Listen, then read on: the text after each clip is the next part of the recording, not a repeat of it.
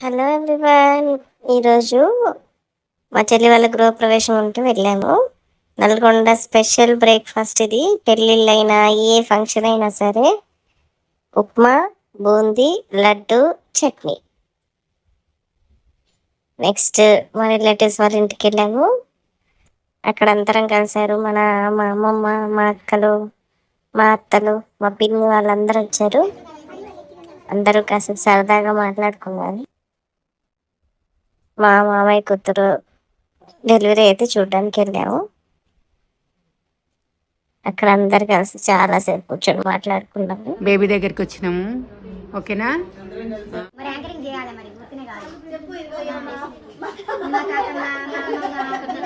Relatives అందరూ ఒకే చోట కలిస్తే చాలా సరదాగా గడిచిపోతుంది, అసలు టైమే తెలియదు.